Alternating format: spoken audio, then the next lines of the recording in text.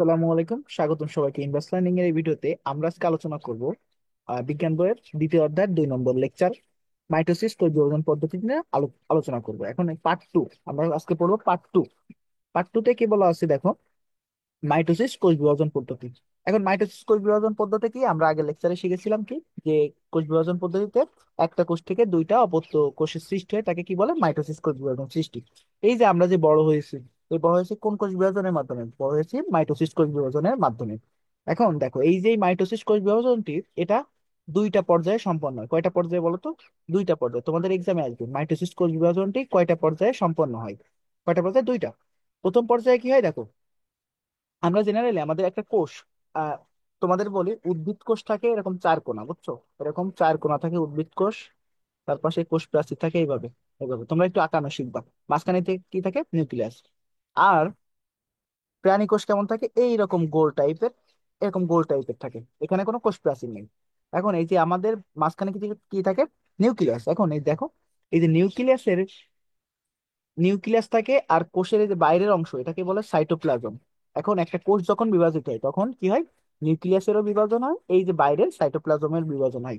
এখন এই যে মাইটোসিস বিভাজনটি যেহেতু দুইটা পর্যায়ে হয়, সেক্ষেত্রে প্রথম পর্যায়ে আমাদের নিউক্লিয়াসের বিভাজনটা হয় এবং দ্বিতীয় পর্যায়ে হয় সাইটোপ্লাজমের বিভাজন। অর্থাৎ তার মানে কি, প্রথমে কিসের বিভাজন হয়? নিউক্লিয়াসের বিভাজন, এবং দ্বিতীয় পর্যায়ে কি, সাইটোপ্লাজমের বিভাজন। এখন এই যে নিউক্লিয়াসের যে বিভাজন, এটাকে বলে হচ্ছে তোমার ক্যারিওকাইনেসিস। কি বলে? ক্যারিওকাইনেসিস। আর সাইটোপ্লাজমের বিভাজনকে বলে সাইটোকাইনেসিস। কি বলে? সাইটোকাইনেসিস। সাইটোকাইনেসিস থেকে সাইটোপ্লাজম কি ছিল? সাইটো, সেখান থেকে সাইটোকাইনেসিস হয়েছে। এবার দেখো, মাইটোসিস কোষ বিভাজন একটি ধারাবাহিক পদ্ধতি। তোমাদের এক্সামে আসতে পারে কি দেখো, খ দাগে আসবে। তোমাদের সৃজনশীল প্রশ্নে কেমন থাকে? ক, খ, গ, ঘ। তোমাদের খ দাগে একটা প্রশ্ন আসতে পারে এমন যে, মাইটোসিস কোষ বিভাজন একটি ধারাবাহিক পদ্ধতি, ব্যাখ্যা করো। এখন কেন এটাকে ধারাবাহিক পদ্ধতি বলা হয়? কারণ প্রথমে দেখো, মাইটোসিস কোষ বিভাজনের প্রথমে ক্যারিওকাইনেসিস অর্থাৎ নিউক্লিয়াসের বিভাজন হয়, পরবর্তীতে সাইটোকাইনেসিস বা সাইটোপ্লাজমের বিভাজন হয়। তবে ক্যারিওকাইনেসিস ও সাইটোকাইনেসিস শুরু হওয়ার আগে নিউক্লিয়াসকে কিছু প্রস্তুতিমূলক কাজ করতে হয়। কোষটির এই অবস্থাকে কি বলে? ইন্টারফেস। দেখো, কেন ধারাবাহিক পদ্ধতি? কারণ ধারাবাহিক মানে কি, একটা সিকোয়েন্স মেনটেন করে। মনে করো তুমি এক এক জায়গায় টিকিট টিকিট কাটতে গেলে প্রথমে কি থাকে? মনে করো তুমি আছে, পরে তোমার বন্ধু, তারপরে কি আরো একজন। কি হয়, এখান থেকে টিকিট কাউন্টারের লোক যখন দেয়, তুমি কি করো? প্রথমে এখান থেকে নাও, টিকিট নিয়ে বের হও। তারপরে কি, তোমার পরের বন্ধুটা যায়। একটা ধারাবাহিক সিকোয়েন্স মেনটেন করতেছে না? এই কারণে কি একটা ধারাবাহিক পদ্ধতি। এখন এখানে ধারাবাহিক বলতে কি বোঝায়? প্রথমে হয় ক্যারিওকাইনেসিস অর্থাৎ নিউক্লিয়াসের বিভাজন, এবং পরবর্তীতে কি হয়? সাইটোকাইনেসিস অর্থাৎ সাইটোপ্লাজমের বিভাজন। এখন এই যে ক্যারিওকাইনেসিস সাইটোকাইনেসিস শুরু হওয়ার আগে কোষটির নিউক্লিয়াস, যে কোষ না, এই যে কোষ ছিল, তো এখানে আমি কোষ আঁকছি। কোষের নিউক্লিয়াসের কিছু প্রস্তুতিমূলক কাজ করতে হয়। মনে করো তুমি একটা খেলার মাঠে নামছো, সেক্ষেত্রে তুমি মনে করো বলার, তুমি কি দৌড়ায় যে বল করা শুরু করো? করো না, কিন্তু আগে একটু ওয়ার্ম আপ করে নাও। এই ওয়ার্ম আপ কোষও কিছুটা ওয়ার্ম আপ করে, অর্থাৎ কোষের নিউক্লিয়াস যে ওয়ার্ম আপটা করে সেটাকে বলে ইন্টারফেস, মানে কিছু প্রস্তুতিমূলক কাজ করে, বুঝছো? এটাকে বলে ইন্টারফেস। এবার ক্যারিওকাইনেসিস আসি, মানে অর্থাৎ ক্যারিওকাইনেসিস মানে কি, নিউক্লিয়াসের বিভাজন। এখন এখানে কি হয় দেখো, বিভাজিত কোষে নিউক্লিয়াসটি একটি জটিল পরিবর্তনের মাধ্যমে ক্যারিওকাইনেসিস সম্পন্ন হয়। কি হয়? একটা জটিল একটা পরিবর্তন হয় কোষ বিভাজন শুরু হওয়ার আগে। এখন এই যে পরিবর্তনগুলো যে হয়, এটাও একটা ধারাবাহিক ভাবে হয়, মানে একটা সিকোয়েন্স মেনটেন করে। সেই যে কিছু পর্যায়, মানে কয়েকটা পর্যায়ে এরা মেনটেন করে। এখন এই পর্যায়গুলোকে পাঁচটা ধাপে ভাগ করা হয়েছে। কয়টা? পাঁচটি। এখন দেখো, প্রথম ধাপকে কি বলে? প্রোফেজ। তারপর এটাকে বলে প্রো মেটাফেজ, তারপর এটা মেটাফেজ, অ্যানাফেজ, টেলোফেজ। এখন দেখো, প্রথমটা প্রোফেজ, 3 নম্বরটা মেটাফেজ। এখন তার আগে কি? Pro metaphase. প্রো মানে কি? আদি। প্রো মানে কি? আদি। দেখো, মেটাফেজের আগে হচ্ছে, অর্থাৎ এটা প্রো মেটাফেজ, তারপরে কি অ্যানাফেজ, তারপর কি টেলো। টেলো মানে শেষ। এভাবে মনে রাখবা। এখন তোমাদের এক্সামে আসতে পারে যে, মাইটোসিস কোষ বিভাজনের প্রথম যে ধাপটা ছিল সেটা ব্যাখ্যা করো। এখন দেখো, প্রথম ধাপটা কি? প্রোফেজ। দেখো, এই প্রোফেজের কিছু বৈশিষ্ট্য আছে, সেই বৈশিষ্ট্যগুলো আমরা এখন একটু শেখার চেষ্টা করি। দেখো, এই প্রোফেজ হচ্ছে মাইটোসিস কোষ বিভাজনের সবচেয়ে দীর্ঘস্থায়ী ধাপ। এই প্রশ্নটা তোমার অ্যাডমিশন, বলি না, মেডিকেল অ্যাডমিশন হয়, কলেজ লাইফে, স্কুল লাইফে, সব জায়গায় এই প্রশ্নটা আসে, যে মাইটোসিস কোষ বিভাজনের সবচেয়ে দীর্ঘস্থায়ী ধাপ কোনটা? কোনটা বলো তো?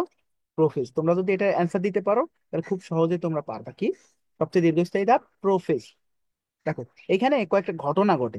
এখন এই ঘটনাগুলো তোমাদের চিত্রের মাধ্যমে বলা আছে, তোমরা পারলে একটা করে চিত্র আঁকা শিখবা।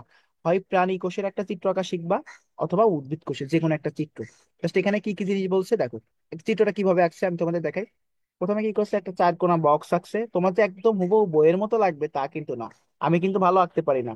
তারপরেও আমি বলি, আমি যখন এসএসসি পরীক্ষা দিছি, এসএসসি পরীক্ষায় জীববিজ্ঞান ছিল, এই জীববিজ্ঞান চ্যাপ্টারে এই অংশ, তখন আমি 90 মার্ক পেয়েছিলাম এই জীববিজ্ঞান। আর যখন কলেজে ছিলাম, কলেজে তো দুইটা পার্ট হয়, একটা হচ্ছে জীববিজ্ঞান প্রথম পত্র এবং জীববিজ্ঞান দ্বিতীয় পত্র। আমি এখানে 190 পেয়েছিলাম 200 ভিতর। তো এক্ষেত্রে দেখা যায় যে আমি ভালো চিত্র আঁকতে পারতাম না, তারপরে ওই যে স্যারদের একটু বোঝাতে পারলে তোমাদের মার্ক গুলো দিয়ে দেয়। ঠিক আছে, তোমরা চেষ্টা করবা। আমি ভালো চিত্র না আঁকতে পেরেও ভালো নম্বর পেয়েছি, আশা করি তোমরাও পারবা। তোমরা যদি ভালো করে চিত্র আঁকতে পারো, হয়তো বা তোমরা 100-র ভিতরে 100 পাবা, অথবা 200-র ভিতরে 200 পাবা। ঠিক আছে, তো আমি তোমাদের আইডিয়াটা দেই কিভাবে আঁকবা, কি কি করবা। প্রথমে চার কোণে একটা বক্স আঁকবা, তারপরে কি এরকম একটা ঢেউ দিয়ে দিবা। ঠিক আছে, দেওয়ার পরে দেখো এটা কোষ হয়ে গেল। কোষের ভিতর কি থাকে, নিউক্লিয়াস। এখন নিউক্লিয়াসের ভিতর একটা কেন্দ্র থাকে, এটাকে বলা হচ্ছে নিউক্লিওলাস। কি বলে, নিউক্লিওলাস। দেখো এখানে নিউক্লিওলাস। আর এটাকে কি বলে, নিউক্লিয়াস। দেখো এখানে বলা আছে নিউক্লিয়াস। নিউক্লিয়াস বা নিউক্লিয়ার পর্দা, নিউক্লিয়াসের বাইরে যে পর্দাটা থাকে কি বলে, নিউক্লিয়ার পর্দা। আর ভিতরে এরকম পেঁচানো অনেক জিনিস থাকে। এটা যদি নিউক্লিয়াস হয়, এই ভিতরে অনেক পেঁচানো জিনিস থাকে, এই পেঁচানো জিনিসগুলোকে বলে ক্রোমাটিন। এই ক্রোমাটিন গুলো দেখো, যখন কি বললাম, নিউক্লিয়াসের ভিতর নিউক্লিয়াস থাকে, নিউক্লিয়াস থাকে, এরকম পেঁচানো অনেক জিনিসপত্র থাকে, এগুলোকে কি বলে, ক্রোমাটিন। এবার এই ক্রোমাটিন গুলো যখন দেখো অনেক পেঁচানো ছিল, তো যখন এরকম সুতার মতো আকৃতি তৈরি করে, তখন এটাকে বলে ক্রোমোজোম। কি বলে, ক্রোমোজোম। প্রথমে কি হয়, প্রথমে থাকে ক্রোমাটিন, প্রথমে কি থাকে ক্রোমাটিন, তারপরে কি হয় ক্রোমোজোম, তারপরে এই যে এই যে এরকম সুতার মতো হয়েছে না, এটা যদি তোমার কখনো এরকম হয়ে যায়, ভি আকৃতি, জেড আকৃতি, মানে এরকম দুইটা পার্টে যদি ভাগ হয়ে যায়, তখন এটাকে বলে ক্রোমাটিড। আর এই যে মাঝখানে যেখানে মিলে আছে, এটাকে বলে সেন্ট্রোমিয়ার। এখন দেখো, তো প্রথমে কি ছিল, ক্রোমাটিন। ক্রোমাটিন মানে কি, যেটা হচ্ছে একেবারে পেঁচানো ছিল। তারপরে কি হচ্ছে আমাদের ক্রোমোজোম। কি হচ্ছে, ক্রোমোজোম। ক্রোমোজোমটা কি হচ্ছে, জাস্ট সুতার মতো। তারপরে কি হচ্ছে দেখো, ক্রোমাটিড। এটা কি হচ্ছে, ক্রোমাটিড। ক্রোমাটিড কখন হচ্ছে, যখন এরকম দুইটা পার্টে ভাগ করে যাচ্ছে। মাঝখানে যেটা থাকে সেটা কি বলে, সেন্ট্রোমিয়ার। বুঝছো, এটা হচ্ছে বিষয়। এখন তাহলে আমরা প্রোপোজ ধাপটা শিখি। এটা কি সবচেয়ে দীর্ঘস্থায়ী ধাপ। এই ধাপে যেগুলো সংগঠিত হয় সেগুলো তোমরা একটু মনে রাখবা। দেখো ফার্স্ট অফ অল, এখানে কি কোষের নিউক্লিয়াস আকারে বড় হয়। দেখো, যে কোষের নিউক্লিয়াসটা যেমন থাকে ঠিক তেমনই থাকে, অর্থাৎ আকারটা বড় হয়। আস্তে আস্তে কিন্তু নিউক্লিয়াস গুলো ছোট হয়ে যায়, তারপরে বিভিন্ন রকম মাধ্যমে মানে পর্যায়ে ঘটে এখানে, সেগুলো আমরা শিখবো। এখানে কি হয়, নিউক্লিয়াসটি আকারে বড় হয়। তারপরে কি হয়, নিউক্লিয়ার জালিকা ভেঙে, এই যে আমি কি বললাম একটু আগে, ক্রোমাটিন বললাম না, ক্রোমাটিন।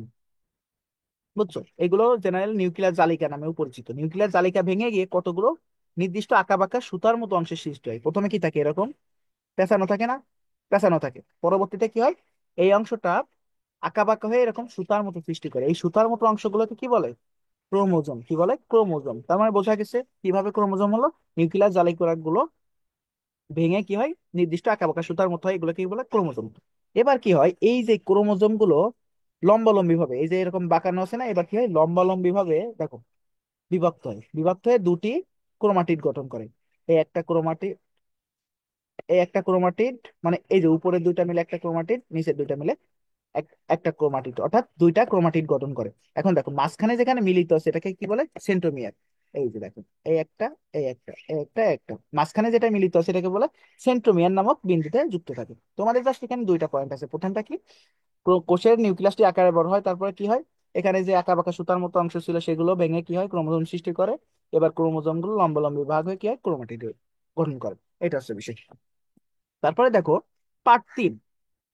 এখন পার্ট 3 কি আছে, আমরা আগে শিখছি কি, আমাদের ধাপ করা ছিল প্রোফেজ। এগুলো কিন্তু মনে রাখবা, দরকার প্রয়োজন তোমরা লিখবা। প্রোফেজ, তারপরটা কি বলে, প্রো মেটা ফেজ। তারপর কি বলে, মেটা ফেজ। তারপরটা কি কি বলে, তারপরটা বলে অ্যানাফেজ। তারপরটা কি, টেলো ফেজ। এখন আমরা প্রোফেজটা শিখে ফেললাম, এখন শিখবো কি, প্রো মেটাফেজ। দেখো, সবচেয়ে দীর্ঘস্থায়ী ধাপ ছিল প্রোফেজ, আর সবচেয়ে স্বল্প স্থায়ী ধাপ হচ্ছে তোমার প্রো মেটাফেজ। কোনটা, প্রো মেটাফেজ। দাও আমি কালার চেঞ্জ করাই। এটা কি, সবচেয়ে স্বল্প স্থায়ী ধাপ প্রো মেটাফেজ। এখন এখানে কি হয় দেখো, এখানে এই যে নিউক্লিয়াসের বাইরে, এই যে এটা কি ছিল, নিউক্লিয়াস ছিল, মাঝখানে কি নিউক্লিয়াস, ভিতরে এই যে জালিকা গুলো পেঁচানো ছিল। কি হয় দেখো, প্রোমেটাফেজ ধাপে নিউক্লিয়ার পর্দা ও নিউক্লিয়াস সম্পূর্ণভাবে বিলুপ্ত হয়। এই যে নিউক্লিয়াসের বাইরে যে পর্দাটা ছিল এটা বিলুপ্ত হয়ে যায়, দেখো এই চিত্রটা দেখো, বিলুপ্ত হয়ে যাচ্ছে, এখানে ডট ডট দিয়ে বোঝাইছে। আর মাঝখানে যেটা থেকে তন্তুগুলো বের হয়েছিল এটা কি বলে, এটা কি বলতো, নিউক্লিওলাস। এই নিউক্লিওলাসটাও দেখো বিলুপ্ত হয়ে গেছে, এই দেখো এখানে বিলুপ্ত হয়ে গেছে। ঠিক আছে, এটা হচ্ছে একটা পয়েন্ট। আরেকটা পয়েন্ট কি, কোষের উত্তর মেরু থেকে দক্ষিণ মেরু পর্যন্ত বিস্তৃত কতগুলো তন্তুর আবির্ভাব ঘটে দেখো। কোষের একটা কোষ, এই উপরের সাইডকে বলে উত্তর মেরু, নিচের সাইডকে বলে দক্ষিণ মেরু। এখন এই যে এই মেরু পর্যন্ত, এটা তো কোষ ছিল, বিভিন্ন তন্তুর আবির্ভাব ঘটে, দেখো তন্তুগুলো কেমন, আমি আলাদা কালার দিয়ে দেখাই। এরকম তন্তুর আবির্ভাব ঘটে আশেপাশে, একটা তন্তু একটা তন্তুর আবির্ভাব ঘটে। এবার দেখো এগুলো মাকুর আকৃতি ধারণ করে, তাই একে স্পিন্ডল যন্ত্র বলে। কি বলে? স্পিন্ডল যন্ত্র। এখন মাকু বলতে বোঝায় এরকম, এইরকম, এরকম শেপকে বলে মাকু। মাকু আকৃতি, দেখো কি হয়েছে এখানে, মাকু আকৃতির শেপটা তৈরি করেছে, এই চিত্রটা খেয়াল করো। এই যে এরকম মাকু আকৃতির শেপটা তৈরি করেছে, বুঝছো? এখানে একে কি বলে, স্পিন্ডল যন্ত্র। এবার এই যে স্পিন্ডল যন্ত্রের মধ্যভাগে বিষুবীয় অঞ্চল থাকে, দেখো মাঝখানে যেটা থাকে, মাঝখানের পার্টটা কি কি বলে, বিষুবীয় অঞ্চল।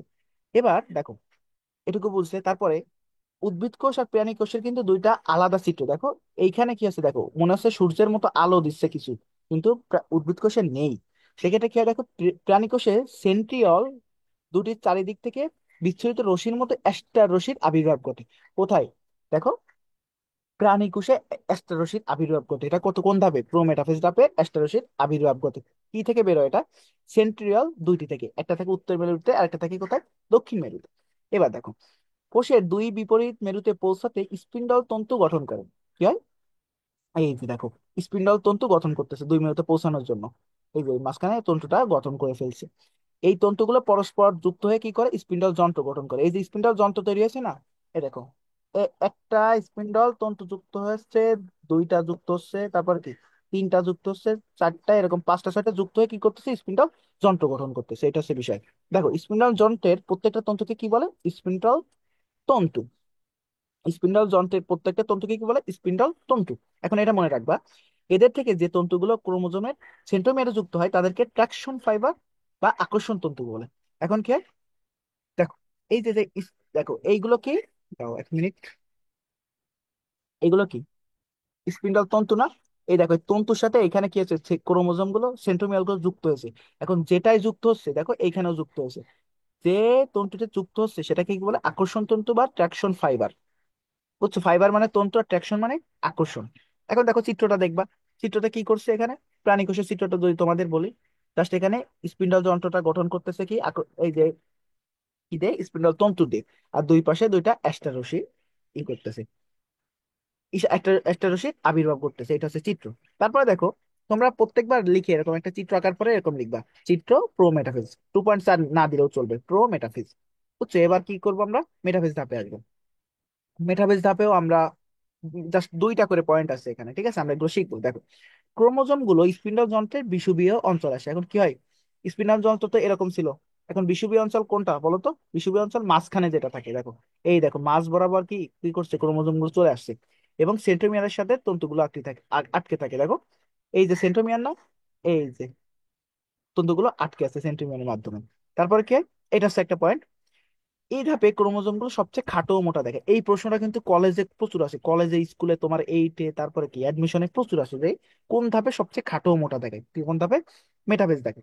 দেখো কি হচ্ছে দেখো, এখানে কিন্তু খাটো দেখাচ্ছে এবং মোটা দেখাচ্ছে, এই দুইটা পয়েন্ট জাস্ট মনে রাখবা। কি স্পিন্ডল যন্ত্রের ক্রোমোজোম গুলো তো কি করে, বিষুবীয় অঞ্চলে চলে আসে, তারপরে কি সেন্ট্রোমিয়ারের সাথে তন্তুগুলো যে আটকে থাকে, তারপরে কি ক্রোমোজোম গুলো সবচেয়ে খাটো ও মোটা দেখায়। তোমরা বারবার প্র্যাকটিসের মাধ্যমে এগুলো পারবা আশা করি। তারপর দেখো, তারপর আসি আমরা অ্যানাফেজ ধাপে, অ্যানাফেজ ধাপে। এখন এই ধাপটা মোটামুটি বেশ ইম্পর্ট্যান্ট। তো চলো আমরা দেখি এখানে কি হয়, ক্রোমোজোমের সেন্ট্রোমিয়ার দুভাবে বিভক্ত হয়। দেখো সেন্ট্রোমিয়ারটা কেমন ছিল, এই পাশে একটা ছিল, এই পাশে একটা ছিল, এই পাশে একটা ছিল, এই পাশে, এটা কি একটা সেন্ট্রোমিয়ার, মাঝখানেটাকে কি বলে বলতো, সেন্ট্রোম, এটা কি বলে, সেন্ট্রোমিয়ার বলে, আর এটা কি ছিল, ক্রোমোজোম। এখন দেখো সেন্ট্রোমিয়ার দুভাগে বিভক্ত হয়, এইটাকে অর্ধেক বরাবর কাটা হয়, তাহলে কি হয়, আরেকটা কি হয়, এই সাইডে যায় এই সাইডে যায়, মনে করো তোমার কাছে ছিল এরকম একটা বল, অর্ধেক কাটা হলে কি হয়, অর্ধেক এই সাইডে চলে যাবে, মানে ছোট হয়ে যায়, অর্ধেক এই সাইডে চলে আসবে, বুঝছো? তাহলে সেন্ট্রোমিয়ার দুই ভাগে বিভক্ত হয়, ফলে প্রত্যেক ক্রোমাটিডে একটি করে সেন্ট্রোমিয়ার থাকে। কি হয়, একটা করে সেন্ট্রোমিয়ার থাকে কিন্তু। So, আগে আগে যদি এত বড় ছিল, সেটাকে অর্ধেক কাটা হলে কি হয়? একটু ছোট হয়ে গেছে। এইভাবে একটা করে থাকে, দেখো। তারপরে কি, ক্রোমাটিড গুলো পরস্পর থেকে বিচ্ছিন্ন হয়ে যায়। আগে ছিল চারটা, তারপরে কি হয় দেখো, দুইটা হয়ে যায়। এই যে দেখো, এখানে দুইটা হয়ে গেছে কিন্তু, পরস্পর থেকে বিচ্ছিন্ন হয়ে যায়। এই অবস্থায় প্রতিটি ক্রোমাটিডকে অপত্য ক্রোমোজোম বলে। কি হয়, যখন আছে ক্রোমাটিড গুলো পরস্পর থেকে বিচ্ছিন্ন হয়ে যায়, তখন এই যে নতুন যে ক্রোমাটিড গুলো সৃষ্টি হয়, এগুলোকে কি বলে, অপত্য ক্রোমোজোম। দেখো, আগে আমরা কিভাবে পড়ছিলাম, এটাকে কি বলে, ক্রোমোজোম বলে। এখন যখন এই যে দুইটা ভাগ হয়ে যাচ্ছে, তখন নতুন করে কিন্তু আলাদা করে ক্রোমোজোম সৃষ্টি হচ্ছে, এগুলোকে কি বলে, অপত্য। অপত্য মানে নতুন নতুন করে ক্রোমোজোম সৃষ্টি হয়। তারপর 3 নম্বর পয়েন্টটা দেখো। এরপর দেখো, এরপর ক্রোমোজোম গুলোর সাথে যুক্ত আকর্ষণ তন্তুগুলো সংকোচনের পরে অপত্য ক্রোমোজোমের অর্ধেক উত্তর মেরুর দিকে যায় এবং অর্ধেক দক্ষিণ মেরুর দিকে অগ্রসর হতে থাকে। দেখো, কি হচ্ছে, অর্ধেক উপরের দিকে যাচ্ছে এবং অর্ধেক নিচের দিকে যাচ্ছে, দক্ষিণ মেরুর দিকে আসতেছে। এ সময় কি হয়, সেন্ট্রোমিয়ারের অবস্থান অনুযায়ী ক্রোমোজোম গুলো ভি, এল, জে, আই আকৃতির বিশিষ্ট হয়। কোন কোন ইংলিশ লেটার বলো তো? ভি, এল, জে এবং আই। যখন ভি থাকে তখন এটাকে বলে মেটাসেন্ট্রিক। ঠিক আছে, এগুলো তোমাদের বই নেই, তোমরা কলেজে উঠলে শিখবা। ঠিক আছে, ভি থাকলে বলে মেটাসেন্ট্রিক, তারপরে কি আই থাকলে বলে টেলোসেন্ট্রিক, এরকম অনেক কিছুই আছে, বুঝছো? তোমরা জাস্ট মনে রাখবা কি, কোন দশায় ভি, এল, জে, আই দেখা যায়, কোন দশায়, অ্যানাফেজ দশায়। ঠিক আছে, তারপরে আসো, এরপরে লাস্ট দশা আমাদের, সেটা কি? সেটা হচ্ছে টেলোফেজ।